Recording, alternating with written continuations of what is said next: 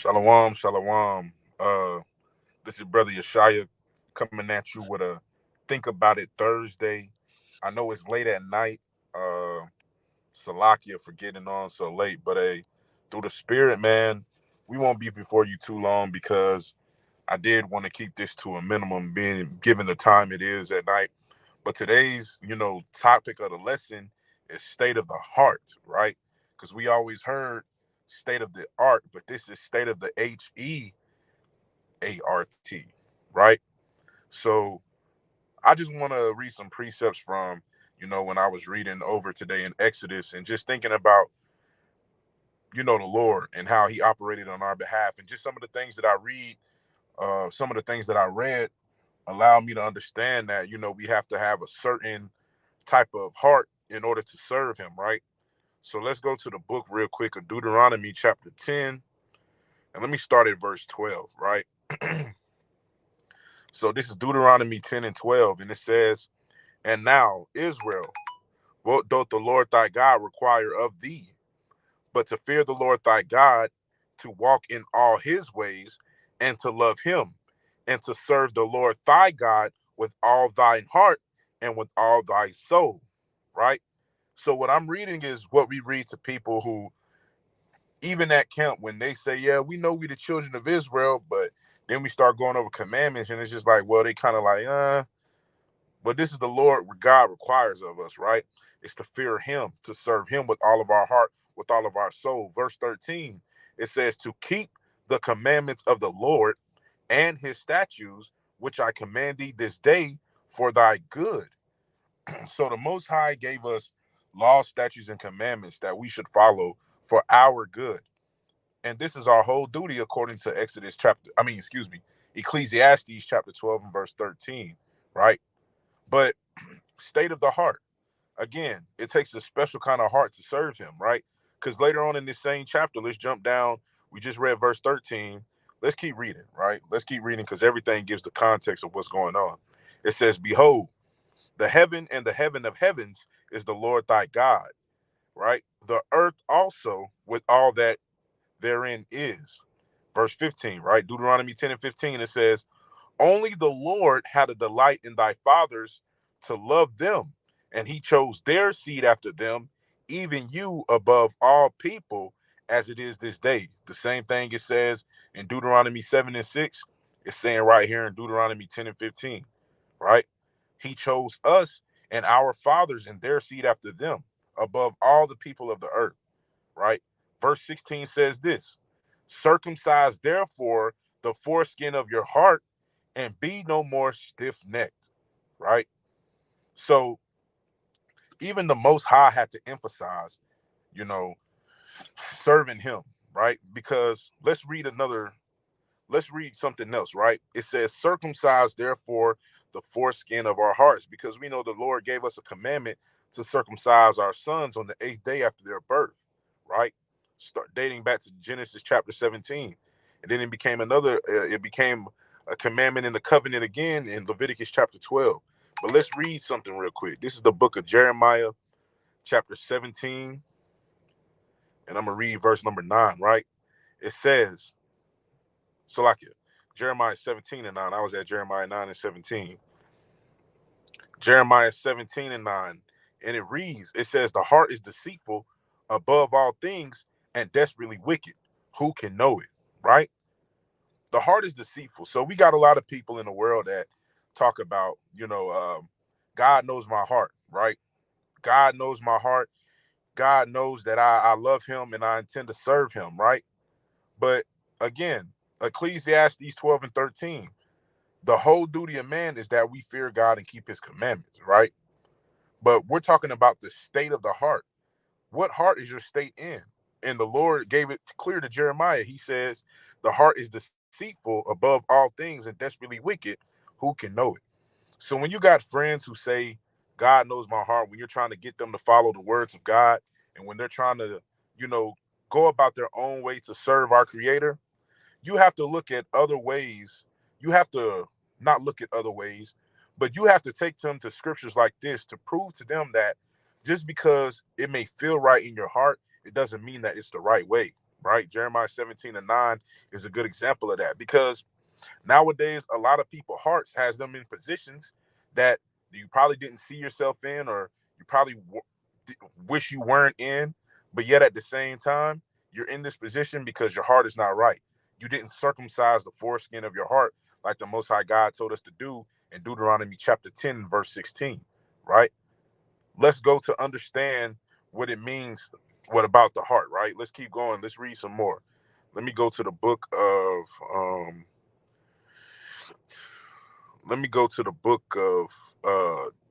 First John 5.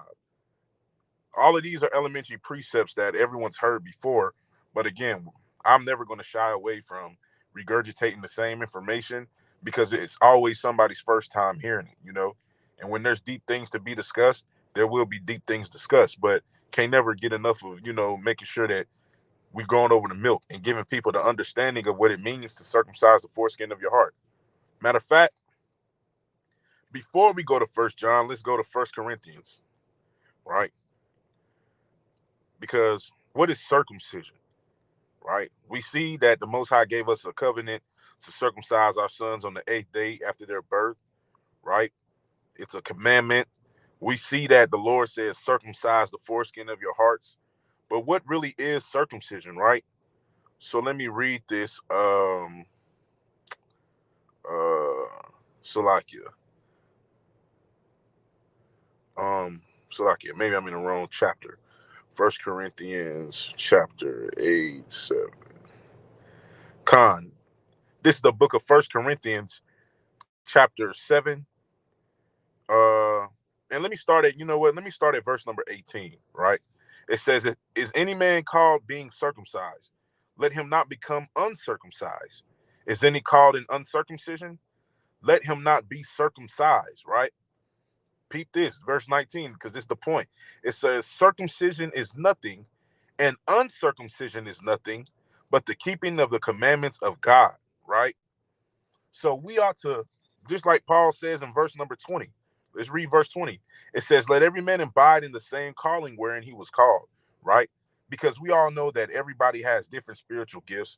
We know that people have different tasks according to the kingdom. Everybody wasn't a priest. Everybody wasn't a high priest. Everybody, wasn't a Judite. Everybody wasn't a king or Ephraimite over the northern kingdom, right? So everybody had different roles according to the spirit in the eyes of the Most High God. He called certain people to construct the holy things that were mentioned about in Exodus chapter 25, right? He had certain people graft garments that he created in Exodus 28 for the priests. He called certain people to do certain things. So everybody didn't have the same task, right? It wasn't Moses' job to lead us in the land that the Most High gave us, right? Moses sinned. Therefore, the Lord had to say, you know what? You won't be the one to take them into the land. It'll be Joshua. It was Joshua's job to take us into the land. It was Moses' job to free us from the land of our captives, right? But I'm saying all that to say everybody has a different gift, according to what Paul was saying right here. But the point of that gift is circumcision is nothing and uncircumcision is nothing but the keeping of the commandments of God. So when it says circumcise the foreskin of your hearts, all that means is, hey, follow God's commandments in your heart, right? Because Jeremiah 17:9 says the heart is deceitful above all things and desperately wicked. Who can know it, right? Let's go read more on Jeremiah chapter 17. Let's read verse 10. It says, I, the Lord, search the heart. I try the reins, even to give every man according to his ways and according to the fruit of his doings. So the Most High is looking to give you according to what your heart so desires, right? That brings me to the book of Mark. Let's go to the book of Mark, matter of fact. While I'm thinking about it, let's go to the book of Mark, chapter 7, right? And let's read verse number 20. Because this chapter right here in Mark is a very controversial chapter because people misunderstand the parable that Christ was giving in this situation. People nowadays take this and say, you know what I'm saying? We can eat all things. And that's another topic for another day. But if you truly circumcise the foreskin of your heart, you would understand what this is saying, right? You would understand the parables that Christ gave. Mark 7:20, and it says, and he said, that which cometh out of the man, that defileth the man, right? Verse 21. For from within, out of the heart of men, right, proceed evil thoughts, adulteries, fornications, murders, thefts, covetousness, wickedness, deceit, lasciviousness, an evil eye, blasphemy, pride, foolishness. All these evil things come from within and defile the man, right? So we have to constantly check our hearts, man, because what did Christ say? It said, that which cometh out of the man, that defileth the man. From within, out of the heart of men, proceed the things that he began to list, such as evil thoughts, lasciviousness, murders, theft. All these wicked things come from our hearts, right? Which is why Jeremiah, the prophecy that he gave and spoke the words of the Lord, it says, the heart is deceitful above all things and desperately wicked. Who can know it? So we have to constantly check our heart, man. Constantly check what state our heart is in, right? The heart is the most pivotal organ in the body, one could argue, right? Without our hearts, we don't live, man. Our hearts is what pumps our blood, right? The hearts is what literally gives our body the oxygen that we need to survive, because that's what gives our organs oxygen, our blood. And when we're not getting enough oxygen, we're making our heart work harder to pump more blood, right? And when your heart is not circumcised and you're focused on the wrong things in the world, it's only that much harder for you to stay on track and keeping the commandments. You're bound to fall off. The same way why they encourage a lot of people who are obese to have diets, because again, a lot of times, man, a lot of the things that you do to get yourself to a certain state of body, right? Being big, being out of shape. And I, like I said, I can only speak on behalf of myself, right? All these different things cause people to have heart problems. And they happen to know more people than our people, right? Because we're the ones who, again, did not fully circumcise the foreskin of our hearts. And therefore, we have a lot of plagues that we're plagued with. Even some of the plagues that are not mentioned in the book of the law, the Most High said he will put on us for disobeying his commandments, right? That's in Deuteronomy chapter 28. And I want to say that's verse 61, right? So all of these different things cause us to have heart issues, but not necessarily. I'm not talking about physical. You know what I'm saying? When you have brothers and sisters with CHF or palpitations, different type of heart issues. I'm not talking about that. I'm talking about spiritually, man. Spiritually, we have to check the state of our heart each and every day, right? Because the only thing that matters to the Most High is the inner man, right? That's why Paul says circumcision is nothing and uncircumcision is nothing but the keeping of the commandments of God, right? This is the book of Exodus. Excuse me, Ecclesiasticus, chapter 25. Let me read verse 13, right? Matter of fact, let me start at verse number 12. It says, the fear of the Lord is the beginning of his love, right? To fear the Lord is to keep his commandments. The fear of the Lord is the beginning of his love, and faith is the beginning of cleaving unto him. Verse 13, give me any plague but the plague of the heart, and any wickedness but the wickedness of a woman, right? Now, we're not going to talk about the wickedness of a woman, but give me any plague but the plague of the heart, right? You got to understand how pivotal the heart is to our health and well-being, man. And even myself have to check my heart each and every day, because the heart desires the wicked things of the earth. We're still in these fleshly bodies, man. So we got to sometimes, I'm not saying, let me say this in a way that people will receive it a lot better, right? Because I don't want to speak in uh, what doctor language, right? Because doctors can only understand what other doctors are saying, right? So let me say it in a way that's in layman's terms to the people. In this flesh, you're going to be tempted, tried, tested, right? You're going to be Opportunities are going to be ready made available for you to sin, go off, break the commandments. You have to continuously check your heart and leave your flesh at the door each and every day. When you leave that house, when you go into that house, the flesh should not follow you, not even in your car, nowhere. Because at the end of the day, everything that is wicked that comes from within you comes from the heart, the inner man, right? State of the art is nothing more than, the the most recent or the latest development in technology, right? So when they say we got the state of the art, so and so, they're just talking about the most recent, the newest. You know what I'm saying? The newest development, right? Each year, iPhone makes a new phone, the 16, and next year it'll be the 17, whatever they call it. You know, every year it's state of the art technology. The same way we need to each and every day when we wake up, we need to have a state of the art type of spirit. We need to have a renewed spirit, a fresh spirit, something that's, recent. Not necessarily saying that every day you gotta, you know what I'm saying, act like nothing ever happened in life. You know what I'm saying? But you should wake up every day with the mindset of today's a new day. You know what I'm saying? What happened yesterday is done with, right? Whatever obstacles spiritually that Satan may put in my way, I'm gonna overcome them today. Even physically too, because a lot of the things that we are tested in the spiritual realm are manifest in the physical realm. Like if you're fasting and you're on a spiritual, enlightenment, right? Somebody's probably going to bring donuts into work. You have to check your flesh, check your heart, and don't give in to the cravings that you desire. Because see, anytime somebody calls a fast or anytime you're fasting, whatever, that's when it feels like, man, you're the most hungry sometimes. Now, some people have fasted so much that ain't nothing bothers them no more. And that's because they built that spirit man up, right? But some people who are young, who are in this thing and they just got into it, they're trying to keep the commandments, it gets tough, right? But each and every day you have to check your heart, right? The state of the heart is the most important thing. That's why the wisdom is give me any plague but the plague of the heart. Lord, let my heart not turn from your commandments, right? Salakia. Because it says the same thing. Let me go back to Exodus chapter.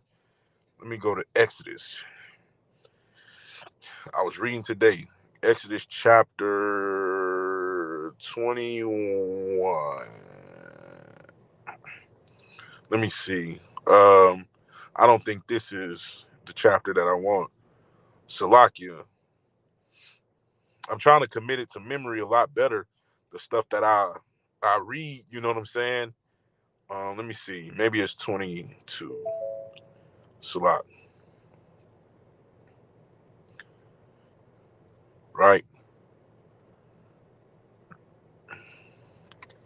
Let me see.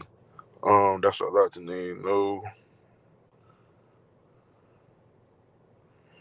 my rational now 50 million. That's a not. No.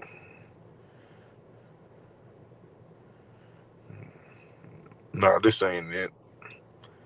Exodus chapter 23. Let me go to chapter 23.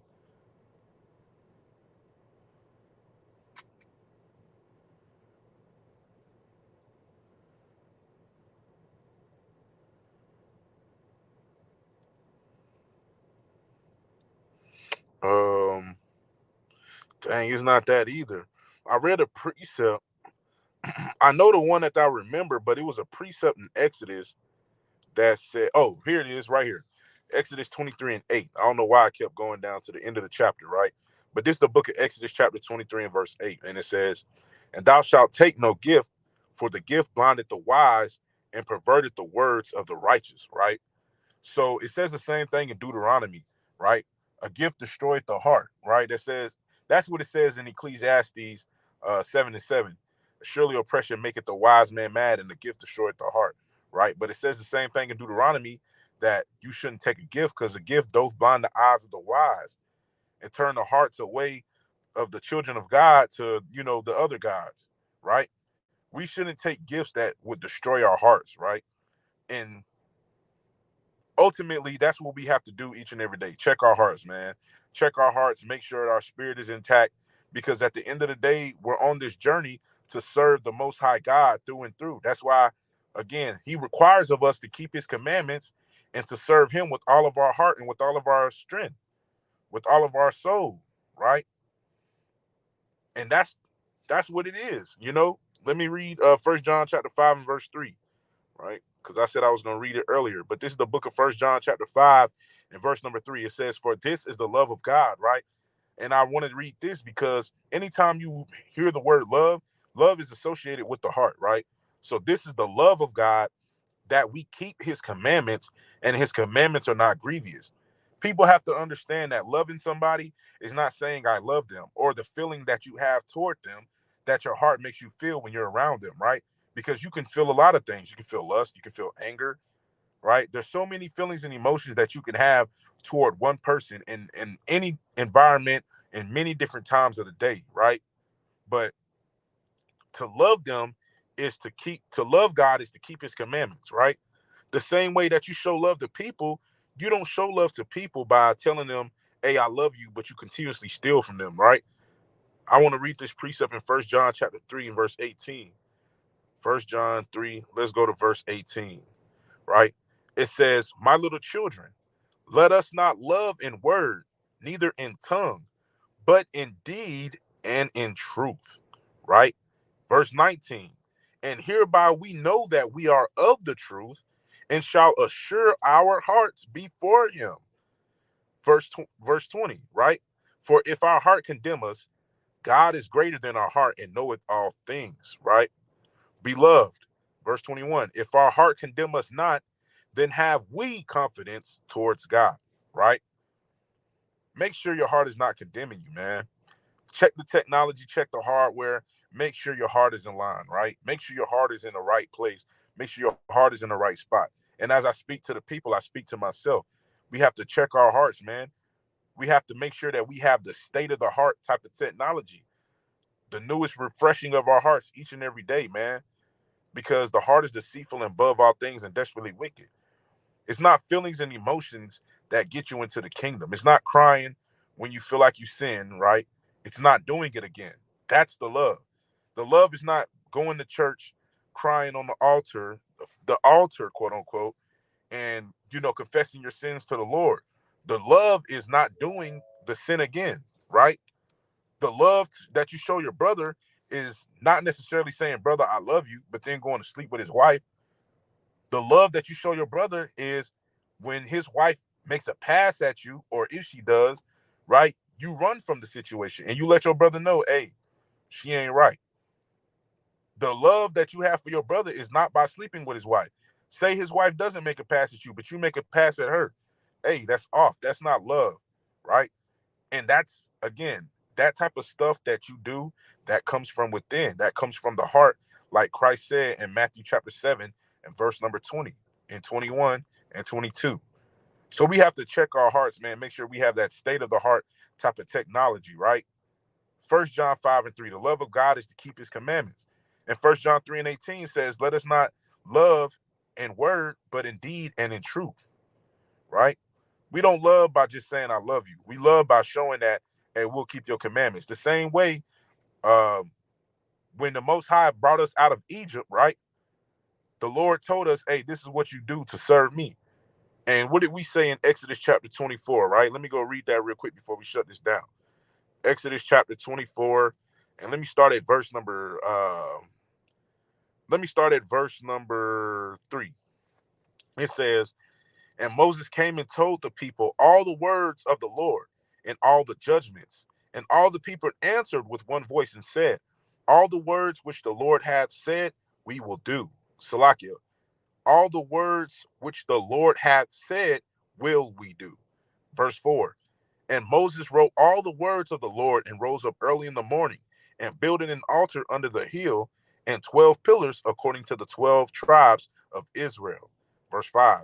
And he sent young men of the children of Israel, which offered burnt offerings and sacrificed peace offerings of oxen unto the Lord. Verse 6. And Moses took half of the blood and put it in basins, and half of the blood he sprinkled on the altar. Right? Verse 7. And he took the book of the covenant and read in the audience of all the people. Read in the audience of the people, right? And they said, this is verse 7. And they said, all that the Lord hath said will we do and be obedient, right? And Moses took the blood and sprinkled it on the people and said, behold, the blood of the covenant which the Lord had made with you concerning all these words, right? So the Most High gave us words through Moses, and we said as a people, all that the Lord has said will we do, right? So this is how we show our love, by doing what the Most High commanded us, right? From generation to generation, as states the law, right? Because the law endureth forever. Psalms 119 and 142, right? So his righteousness is an everlasting righteousness, man. And let's never forget that. That's why we have to check our hearts. I know you may be thinking, well, how does the law and the heart go together? Well, the only way you can, according to Deuteronomy 10 and 16, circumcise the foreskin of your heart is to keep the law, because that's what Paul says in 1 Corinthians 7 and 19. Circumcision is nothing, and uncircumcision is nothing, but the keeping of the commandments of God. So when you circumcise the foreskin of your heart, you're literally just, hey, you cut that what is it called? That leaven out, and say, man, I'm gonna keep these commandments by any means, right? But with that, man, this has been a Think About It Thursday. Salakia, I'm a little bit over, but most high willing, this is edifying to some people. Salakia for being on late, but through the Spirit, who has an ear, let him hear. Whoever's is meant for, meant to see, meant to read, meant to hearken, tune into this. But Brother Yeshaya is signing out from the Hopeful Elect, and we say Shalom.